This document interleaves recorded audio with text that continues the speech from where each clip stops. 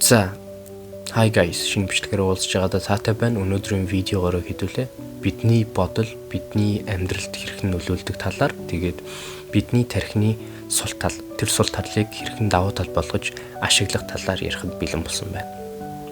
За, тэгэхээр хүн өдөрт 60,000-аас 80,000 бодол боддог юм байна. 60,000-аас 80 их штэ. Минутанд 40-оос 55 бодол боддог. Тэгээд тэр бүх бодлынх нь дийлэн хөв нь ер нь давтагдсан бодол буюу өмнө нь ботсон тэр нэгэн бодол нь маргааш нь дахиад давтагдаад байдгаа гэсэн үг. За тэгвэл тэр бодлыг хүссэн хүсээгүй бид ер нь санаандгүй бодоод байдаг юм байна. Тэгвэл энэ бодлын шүүлтүргүй байдал гэж байдгүй. Яг энэний үр дагавар нь бидний амьдралд танд яг бие мах бодит шийдвэр гаргалтад хэрхэн нөлөөлөд байна вэ гэдэг талаар ярив. За бидний тархины нэг л сул тал байгаа. Тэр сул талыг бид нэр ашиглах юм бол маш том боломжийг олж авна. Тэр сул тал нь юу вэ гэвэл бидний тарих бодит байдал болон төсөөлөн бодож буй бодол хоёрыг огтхонч ялгадаггүй. Бидний тарих төсөөлөл болон бодит байдал хоёрыг огтхонч ялгаж чаддаггүй. Амар нийттэй гоц. Ингийн жишээ.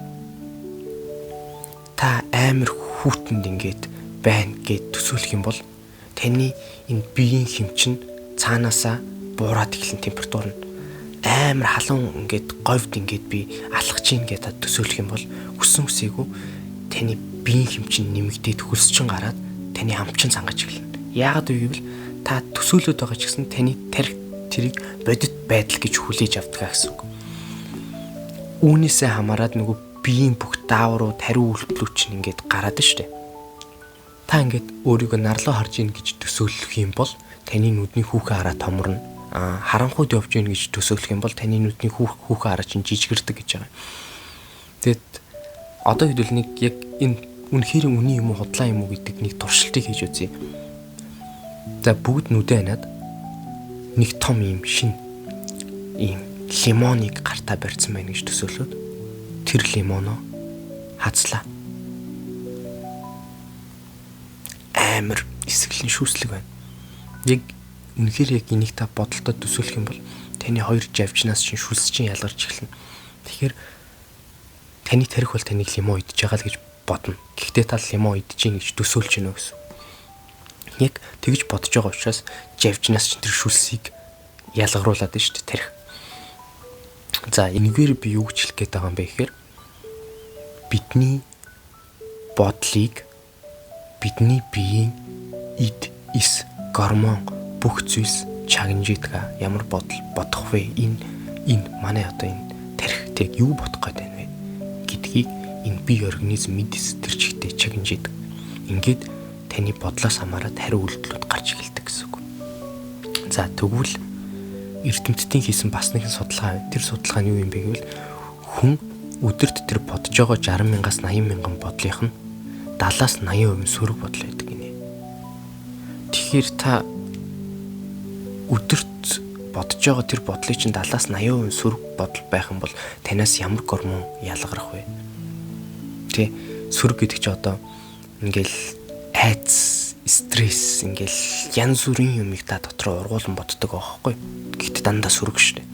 Үүнээс үүдээд таны биенээс айцын гормон, стрессийн гормон, өөрийгөө хамгаалах тэр гормонууд буюу дандаа сөрөг зүйлсүүд ингээ ялгарч эхэлнэ. Энэ үед бидний нөгөө шийдвэр гаргах чадвар, зөвийг сонгох, зөв зүйлийг хийх, зөв зүйлдээ цаг зав зарцуулах тэр бүх чадварууд маань ерөнхийдөө буурна гэсэн. Тэгэхээр бидний бодол тийм хүчтэй байх нь шууд утгаараа. Тэгвэл энэ бодлыг хэрхэн эргээр одоо ашиглах вэ? Тэгэхээр эрэг зүйл бодох юм бол бидний бодлоос хамаарат бидний бие организм нөгөө нэг энергиуд, гормонууд эрэг зүйлсээ засаж эхлэх нь шүү дээ. Ялгаруулж эхлэх гэсэн. Үнэхээр гоё тий хайртай хүнтэй хамт жаргалтай байгаагаа төсөөлөх юм уу? Аль эсвэл өөрийнхөө тэр мөрөөдөл амжилтанд хүрсэн байгаагаар төсөөлөх бодох тэрнийхээ төлөө үйлдэл хийх болгонд танаас аз жаргалын даавар тий серотонин тий өөр ямар эерэг даавар тэр болгоно ялгардаг гэж байгаа байхгүй. Энэ дааврыг та байнга ялгаруулснараа ямар тэгвэл давуу талтай эерэг бодол бодоод ямар давуу талтай гэж бодож иж магадгүй. Нэгдүгээрт эрч хүчтэй буюу энергитэй байна. Хоёрдугаар та тэр нэг зүйлд хүрэхийн тулд тэр одоо ямар нэгэн зүйлд хүрсэн байгаагаар төсөөлөд ботчлоо ш.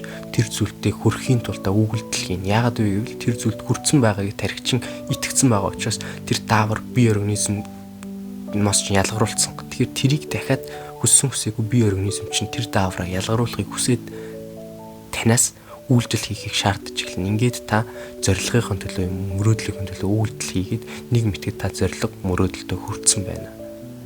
Яг л энийг хэлээд байгаа.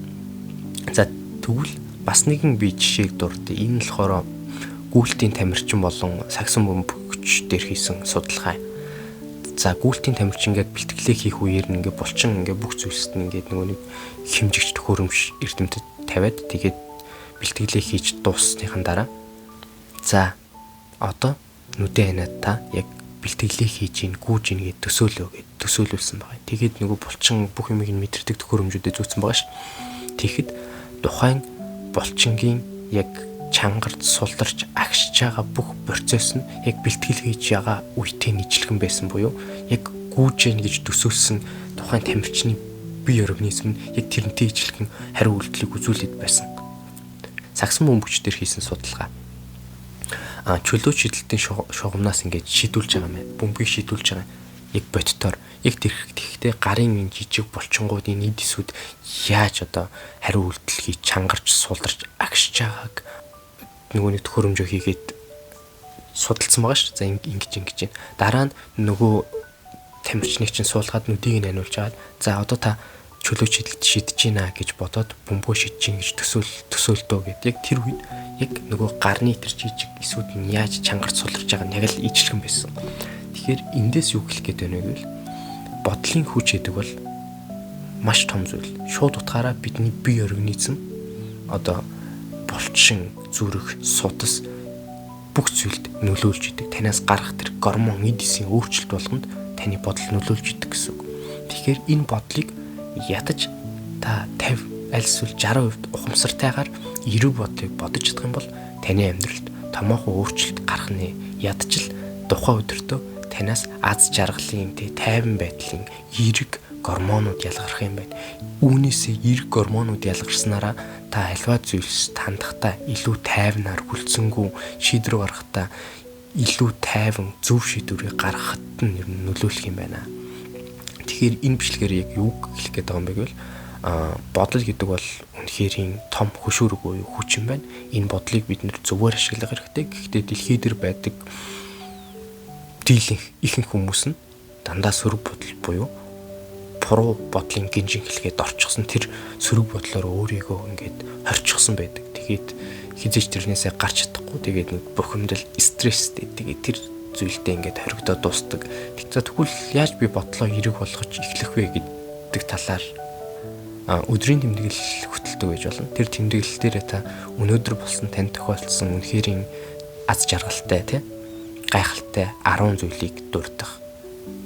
Та ирээдүйд биелүүлэхийг хүсэж байгаа таны сэтгэлийг чинь догтлуулдаг тэр нэг зорилгоудаа эхнээс нь ахгуулаад жигсааж бичих. Танд байгаа хамгийн аз жаргалтай зүйлсээ бичих юм уу? Маш олон одоо ийм аргаар та эрэг бодлуудыг давмгайлуулж болно. Нэг бодол таны одоо нэг бодолтой эхлээд бодлоош тэр бодол чинь эрэг байх юм бол эндээсээ уялдаа дараагийн бодлоо чинь ингээ гинжин хэлхээ шиг ингээд холбогдоод явцдаг. Аль болох та өөрийнхөө бодлыг таньдаг байх хэрэгтэй юм байна. Тэгээд тэр бодлоо өөрчлөх гэж хичээдэг байх хэрэгтэй юм байна. Хэрвээ ингэж чадах юм бол таны амьдралд жоохон ч гэсэн өөрчлөлт гарна гэдэгт би итгэлтэй байна. Тэгээд энэ бичлэг танд таалагдсан бол лайк ба subscribe дараарай. Баярлалаа.